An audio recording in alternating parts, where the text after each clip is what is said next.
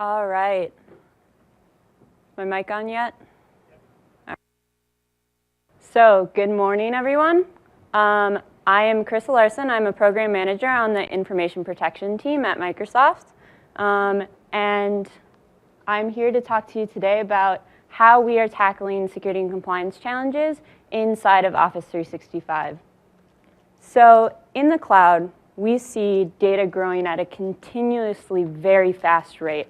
It doubles every 2 years. It's predicted that by 2020, there will be 44 zettabytes of information in the cloud. That's a lot of information, and we see that this is continually much harder for people to get a handle on, to gain control of, and to get the right transparency into. So not only is there much more data in the cloud than there ever was, it's getting attacked continuously. There are 230,000 new malware samples created every single day. And that adds up to an annual cost of cybercrime that's $100 billion. It's really, really expensive if you do get hacked. And not only do you have external threats, but there are internal threats as well. 59% of employees who leave the company either because they are fired or they just went someplace else will take proprietary information with them. Whether they mean to or not, this is a huge risk to your organization. So you can see that both compliance and security, they're very, very important to your organization from a regulatory and a financial standpoint. And it's not surprising that when surveyed, 2 of the top 3 cloud concerns were security and compliance. Something new that we're seeing, though, this year is that there's a lack of visibility and transparency into your data. And that is one of the top cloud concerns. In fact, it is the top cloud concern that you as customers reported in a survey. And you're really struggling to see what's going on with your data and to know how it's flowing through your organization, what's going on with it, do the policies you have in place, are they doing the right thing? And so traditionally, we as Microsoft have given you really powerful security and compliance tools in order to meet your regulatory needs and to configure the right security inside your organization. The difficulty with that, though, has been we haven't given you the right transparency into what your data looks like in order to know what tools you need to use or what those tools are doing so that you know that you have the right practices in place. And so some of you have used third-party tools in order to gain this transparency into your organization. And that's great. It gives you some of that visibility. It lets you know what's going on. The challenge with those third-party tools is that there is this rift, this divide between the tools that you're using and your data and the tools that you're using to gain the visibility. So you can't really use them together as efficiently as you can if they're all in one place.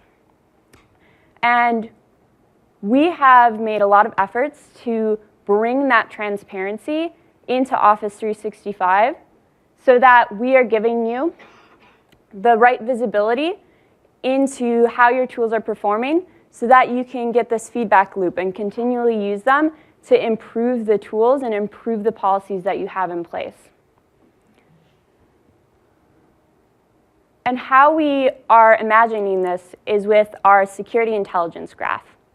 So what is the security intelligence graph? What does this thing mean?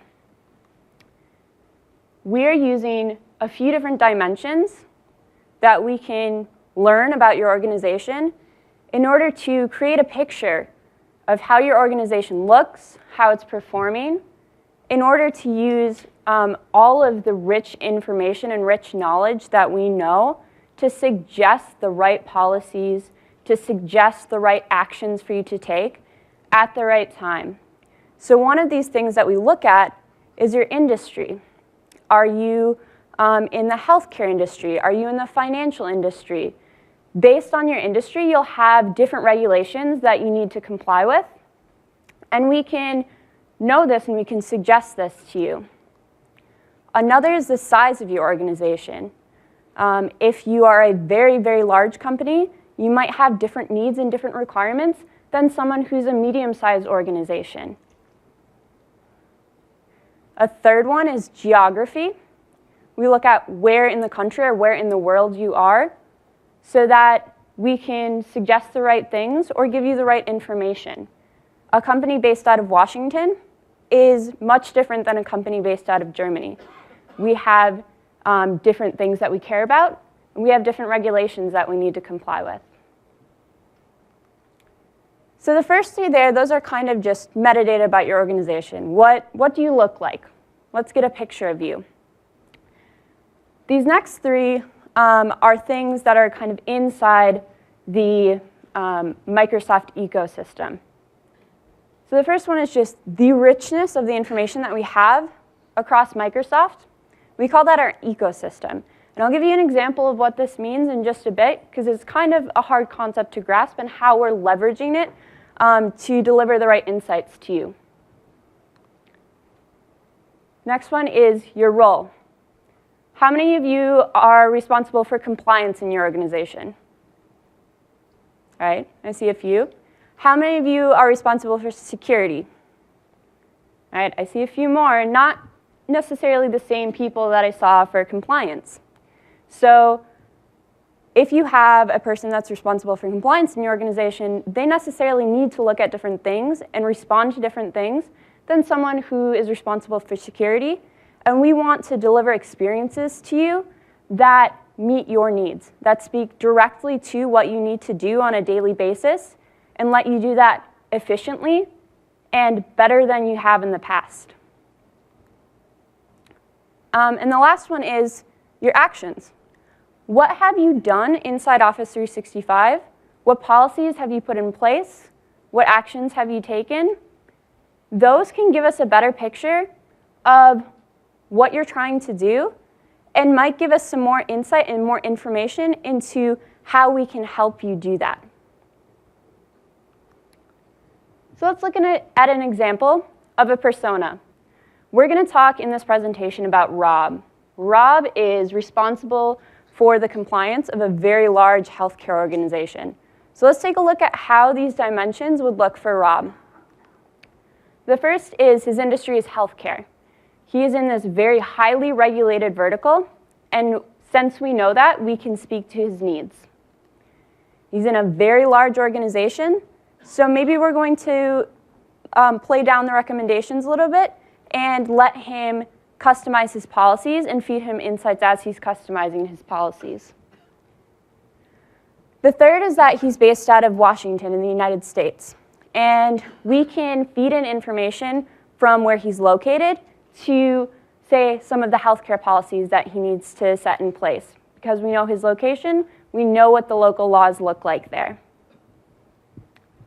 And this third one is the ecosystem that I was talking about before.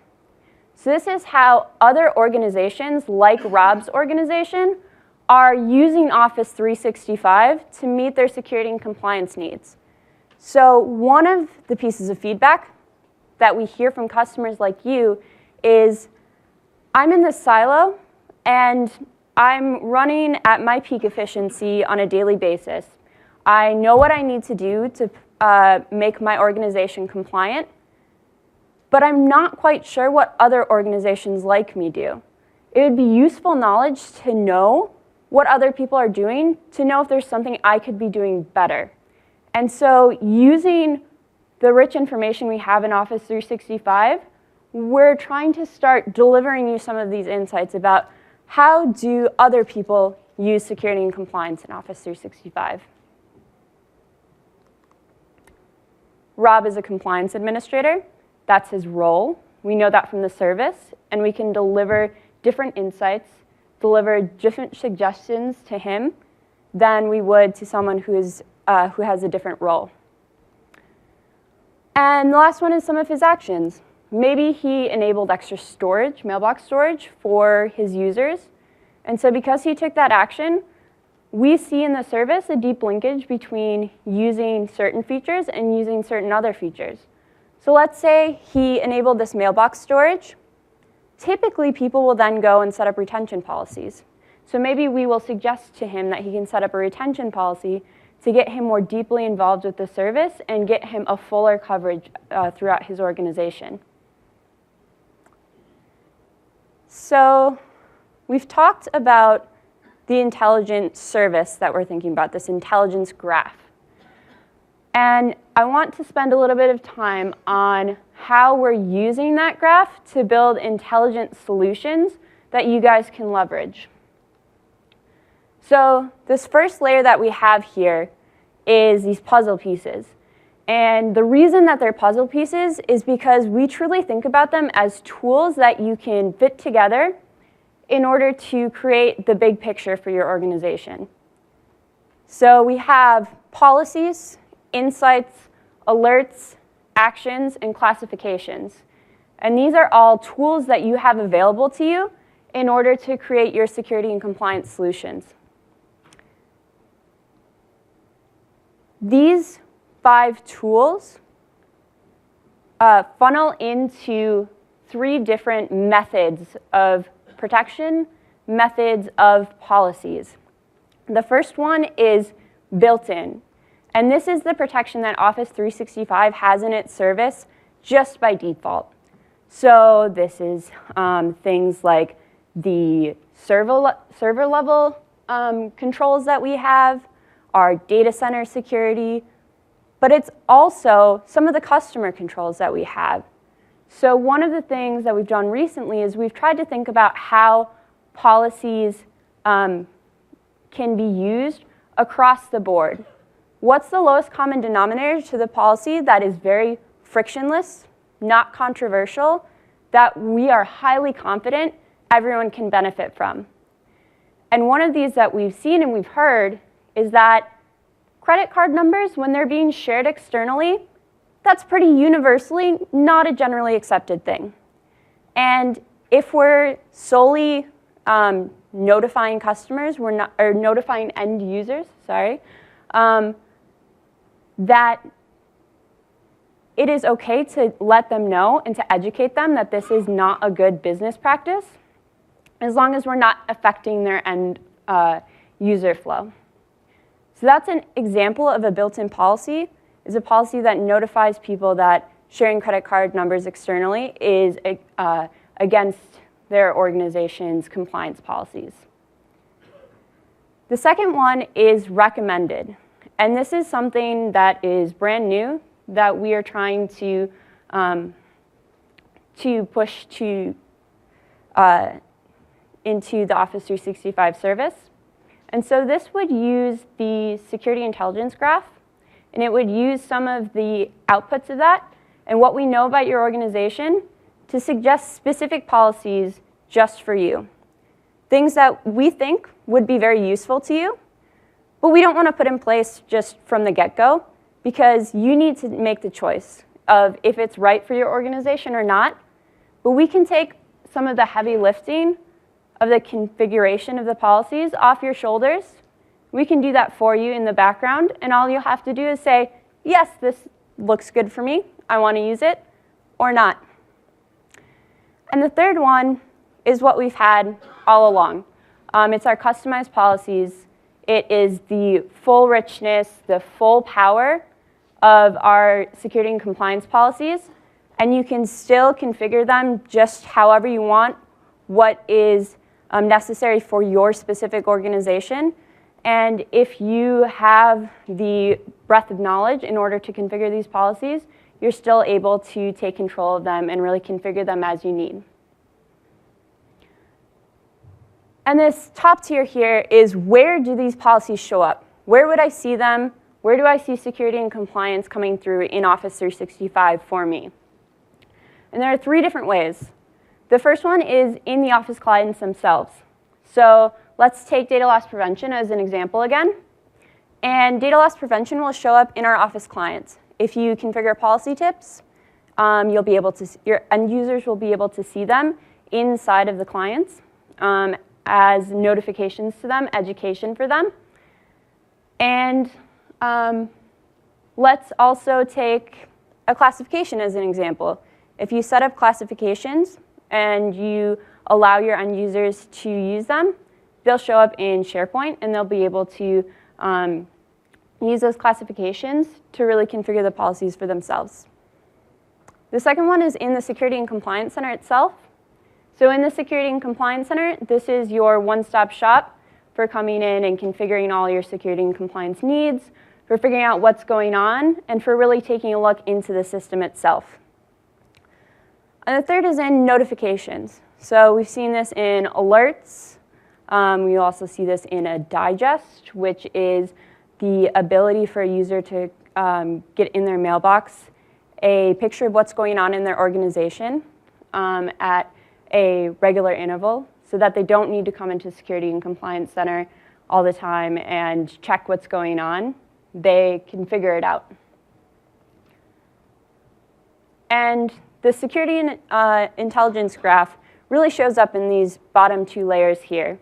All of the outputs of the security intelligence graph feed into these 8 features. So let's take a look at the actual code here, or the demo, and the bits.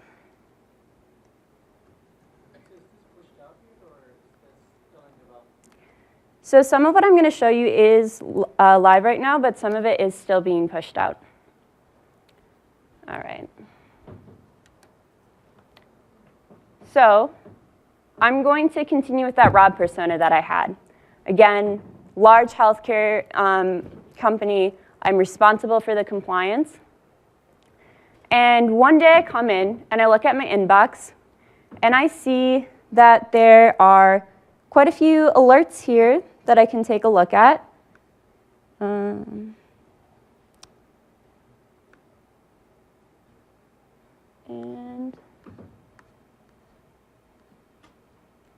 I want to take a look at this one here. And this alert is telling me that, hey, there's sensitive data in your organization that has been shared externally. And when this data was shared externally, I didn't configure a policy. Rob, I didn't configure a policy before this. We are just letting him know that, hey, this thing is happening in your organization. You might want to take a look at it. So as Rob, I'm pretty interested in this. I'm not quite sure that this is the right thing to be doing, that my end users are doing the correct thing. I want to make sure that there's no data loss here. And so I take a look at the data in here, and I see, okay, on the 19th, there were a few documents shared. Doesn't look too bad. It's not too many, but I still want to take a deeper look.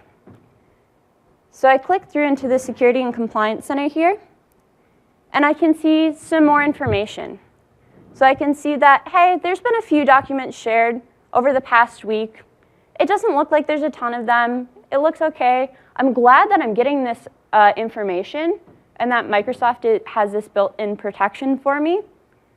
But I also know that in certain parts of my organization, it's normal business practice for them to share credit card numbers with, say, if they have a vendor that processes their financials. And so I'm going to get this information, but I'm not going to do anything further.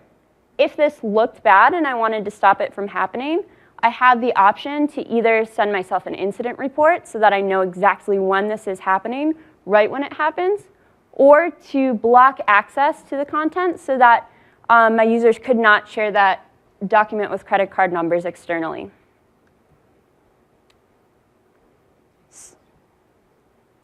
Sure.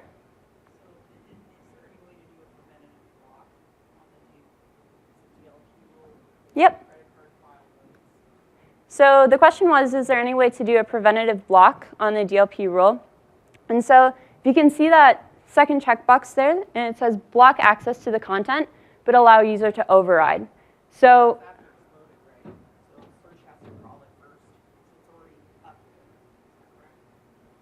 right. So the question is, is it just when the file is uploaded to SharePoint? So yes, the search has to crawl it before it recognizes that it has the content in there. We can't block them from uploading it to SharePoint first. All right, so back to Rob. He closes out this recommendation that he's gotten on the DLP policy, and he takes a look at the homepage in the Security and Compliance Center. If you remember back to when I was talking about how we can get a picture of what Rob looks like and we can try and deliver things that are important to him, we can see this coming through on the homepage here. So the homepage has some compliance-related widgets on here that really speak to what Rob needs to do on a daily basis. And we can see some of those pieces of the security intelligence graph coming through here.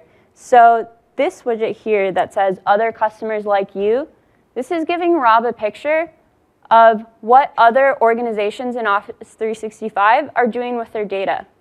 How many of them are deleting it? How many of them are preserving it? And we can see down here as well with this widget on retention policies, this gives Rob a picture of how many people are using retention policies across Office 365 and what are they using them for. So that when there's a trend to do a specific thing with retention policies or any other policy that we have, you can know what other people are doing so that you can tailor the policies to really meet your needs and have that information available to you. So Rob takes a further look at the homepage here and he says, okay, this all looks pretty good, it all looks pretty interesting, but wow, this protect and retain HIPAA information, that is very important to me. I am a healthcare organization and HIPAA records are like very, very important. I need to make sure that I'm protecting them. So Rob's going to open up this recommendation here, and he can see that there's some information about, hey, what will this do? And it's suggesting to him not only to retain the content, but to put a data loss prevention policy on the content so that he can keep it around for as long as he needs to and also stop it from being shared externally. So we can see here, it says retain the content for 6 years so it's not accidentally deleted. And that is part of the security intelligence graph coming through again. Rob is in Washington, and in Washington, HIPAA content needs to be kept around for 6 years. That's the specific length of time in Washington. And so he's able to have a policy that's configured specifically to his needs, and all he would need to do is click Create here. But because Rob is in a very large organization, he wants to customize this policy. He wants to truly make it his own. And he's able to do that right from that recommendation. So he can come in here to set up a retention policy. And we've also tried to make it easier to create this retention policy by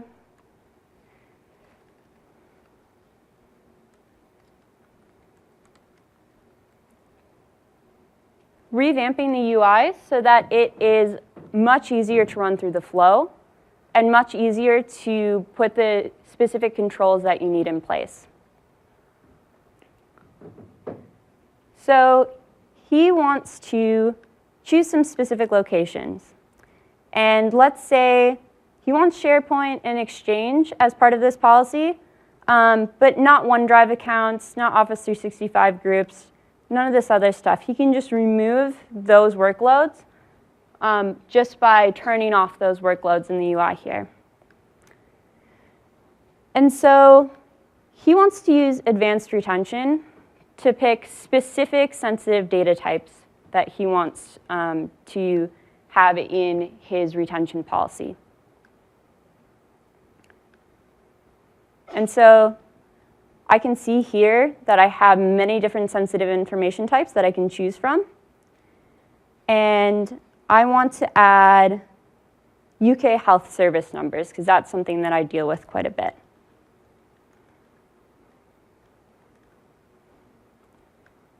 I add this data type, and I want to preserve the content. Let's say 6 years sounds good to me, and so I want to preserve it for 6 years. Yes.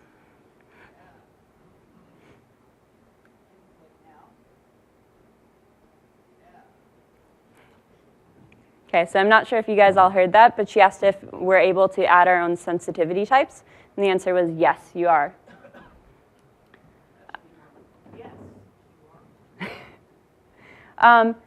So we created this policy here, this retention policy, and it's already implementing. So let's say I was still Rob, but I wasn't a general compliance admin. I was more specifically a records manager. I had this more specialized role. We're also trying to speak to these specialized roles so that they have a single place that they can get to and a single place where they can manage all of their needs. So this dashboard inside the data governance area is very tailored to data governance, very tailored to retention and import and what you need to do in order to control your data and control the data lifecycle. So Rob takes a look at this dashboard in data governance, and he thinks this retention coverage widget is pretty interesting. He'd like to take a look at this every time he comes into the Security and Compliance Center. So I can go and I can pin this widget up to the home page. And I can start to see that I can customize it so that I have the things I truly care about on here. So that retention coverage widget shows up at the bottom of the home page now. And if I think that other pieces aren't as important to me, like this what's new, I can hide this widget so that I don't have to see it. I can hide search for users, and I can really truly add the things that I care about to this home page and make it my own. So that was Rob's flow, and let's take a look at how he's used our puzzle pieces to set up compliance in his organization. So he went through kind of a customized flow. He was still getting some of the insights and some of the intelligence fed through into his organization. So we still start off with the security intelligence graph.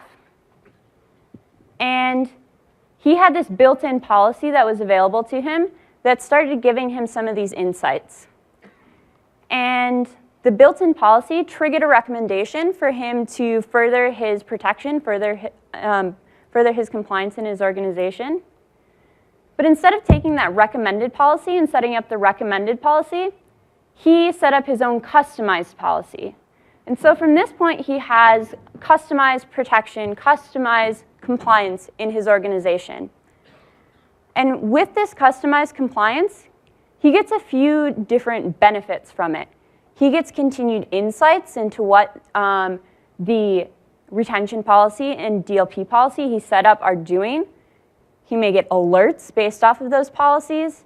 He can get suggested actions to further his protection based off of some of the insights we're seeing about how those policies are doing.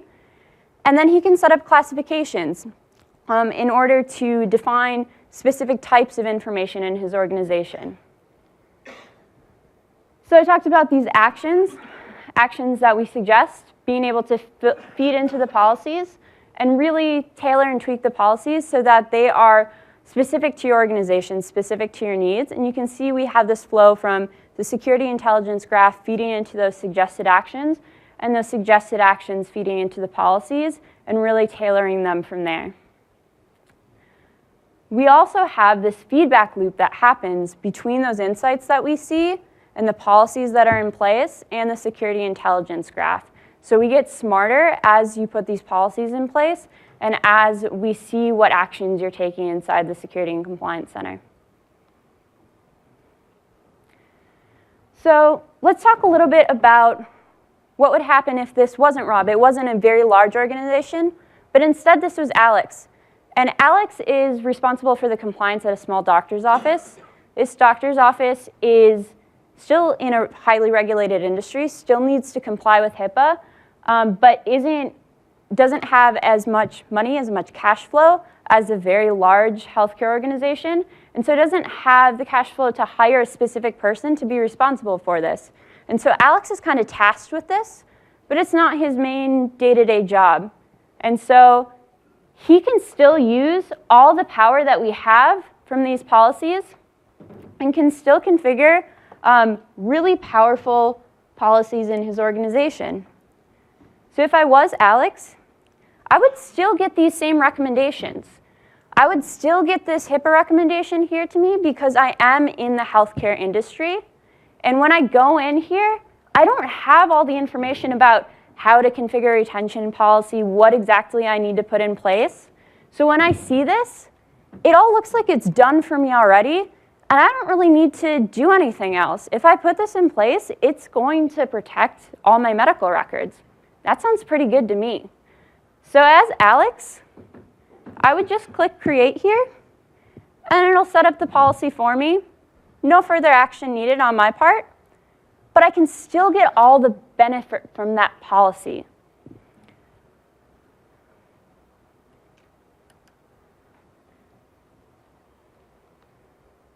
So like we saw with Alex, he had that recommended policy. It was really quick, really simple for him to set that up for himself.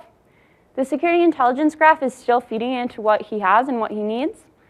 He still had those built-in policies. And he used the recommendations from us in our recommended policies to create his own policy and get the insights from that. And from the policies and from the insights, he's going to get alerts. And the insights and the policies are also going to feed back into the security intelligence graph and give him further recommendations so he can further his protection in Office 365. All right. And I have one last demo for you. And this demo is about Ellie. And Ellie is not responsible for any compliance. She is responsible for the security of her organization. Same organization as Rob, still a large healthcare organization, but she's really tasked with the day-to-day security. And so if we switch to demo machine again, Ellie comes in one day into her inbox, and she sees that a high severity alert has been triggered. There's an unusual volume of external file sharing. This looks kind of bad. She doesn't know what's going on yet, but she definitely wants to investigate. So she can see a little bit of information in this email here that it was this particular user who was doing this. And she clicks in to investigate, find some more information, figure out what was going on. Let it load here for just a minute. All right, let's try clicking on that investigate again.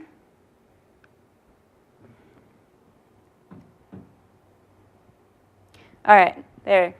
So you can see she sees this alert details here. And she can see that it was a high severity alert. She can see a little bit more information. But she's also got options to really investigate further here and investigate what happened. So she goes in to view the activity list. And she can see that, wow, Gopi has been sharing a lot of content. This has all happened in the past few minutes. So let's see what he's been doing. I can click in and I can see some more information about Gopi here.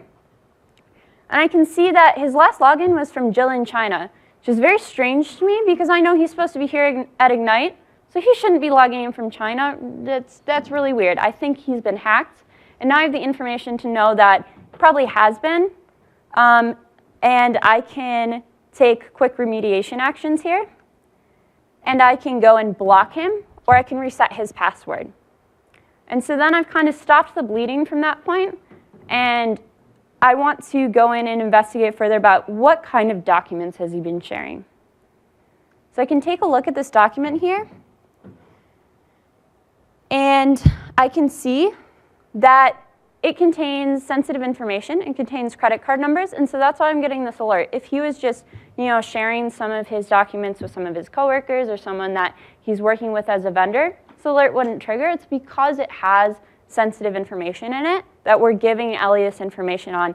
Hey, something looks bad in your organization. You need to go handle it, and you should probably take a look. So now that Ellie has the information that Gopi has probably been hacked, she wants to find out why. And so because she knows Gopi has been the one that's hacked, she can go in and use our Threat Explorer to find out how.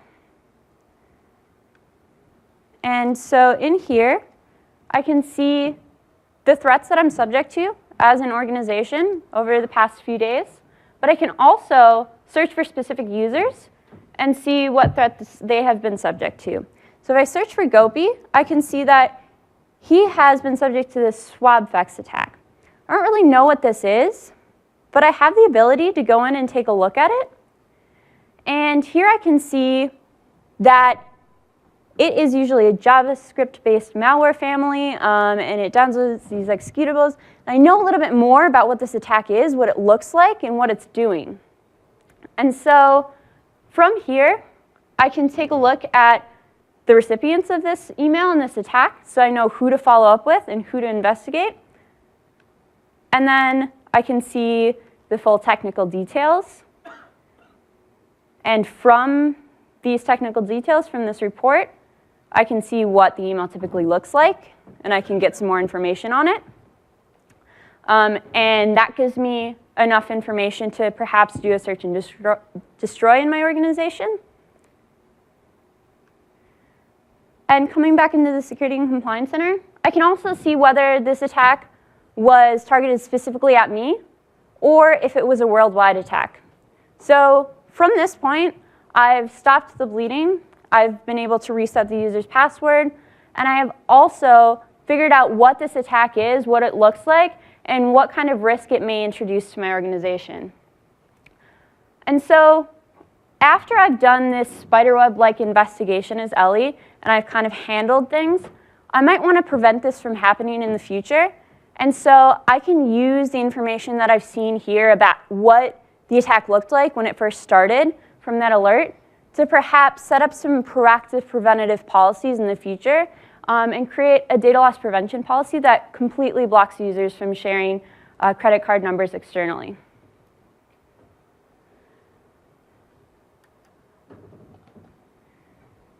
So that's how Ellie is using some of the intelligence in Office 365 to respond to attacks and make sure that her organization is as secure as possible. So in this flow, we saw that she got an alert. And from that alert, she had some insights into what might be happening. She could see that Gopi was the one who got attacked. She could see what he was attacked with, what was the malware, what it was doing. And then she took action. She could respond and follow up with the other users that may have been subject to it. She could block the user's password.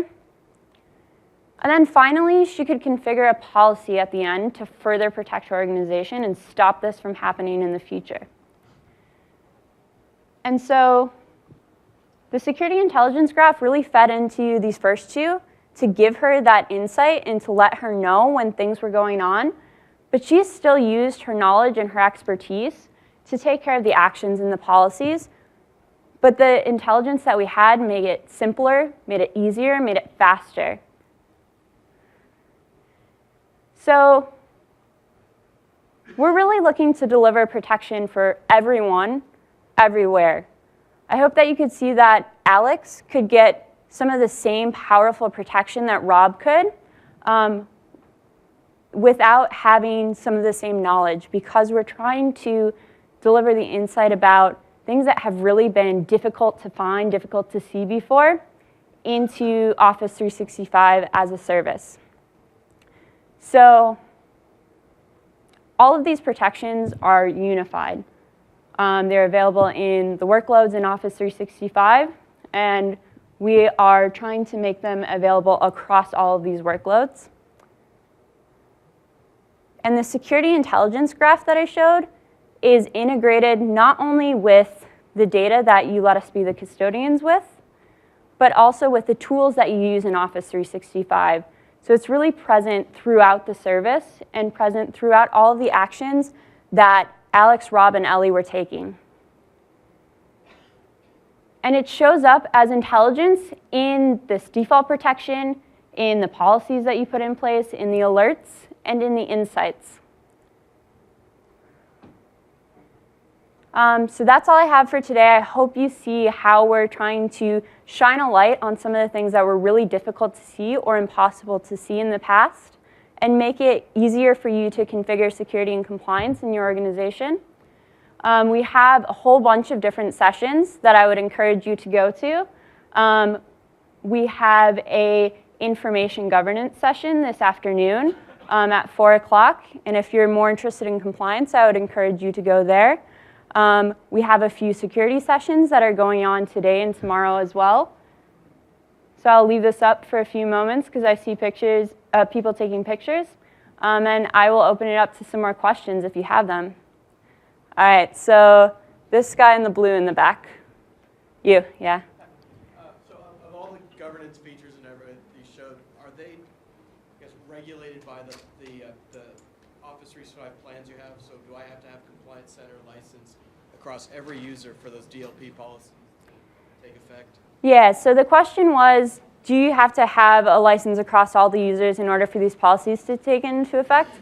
And it really depends on the policy. Some of them will go across your organization if you have the SKU, but some of them you need to have them on the actual user licenses in order for them to take effect.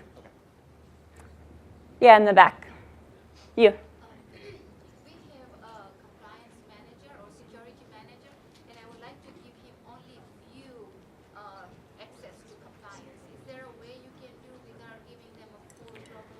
Yeah, so the question was, she had someone she wants to give just view access into the Security and Compliance Center. And there are pieces that you can give view access to with our more granular role permissions. Like you can give people view-only access to reports.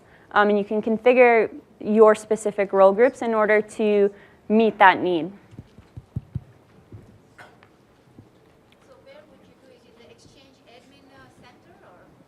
So you can do it inside of the Security and Compliance Center. There's a Permissions tab where we have different role groups. And there's some of these built-in roles like Security Admin, Compliance Admin, Global Admin that will link with AAD. But you can also come in and you can create your own custom role group and give them specific permissions to the things that you want them to see. Thank you. Yeah.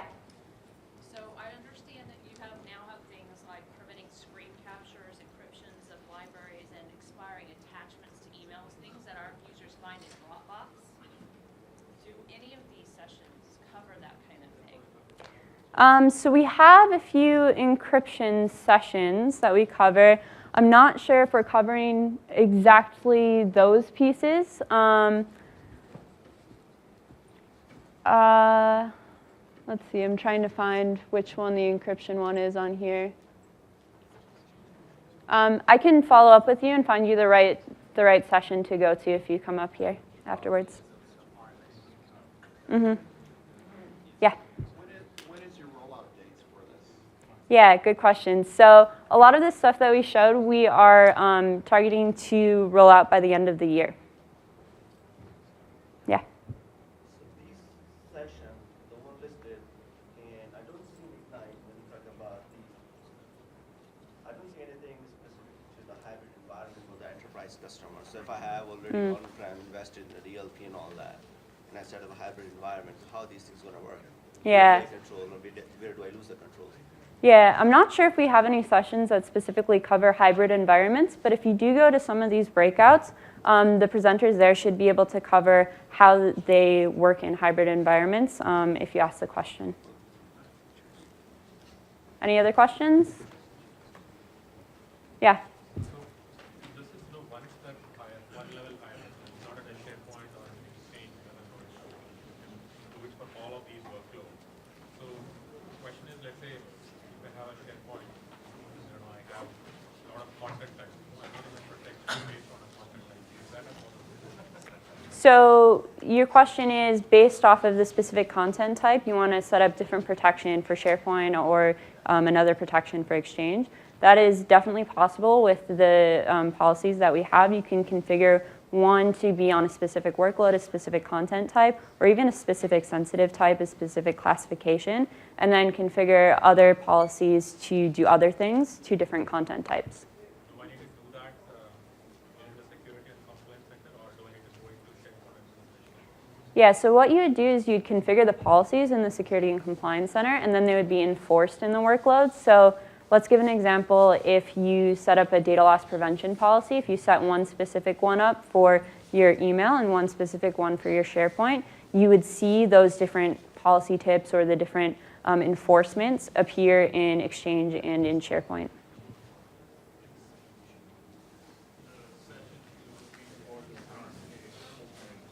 Okay. So the encryption session you were looking for is Wednesday at 4 p.m. Anything else? All right, well, thank you very much.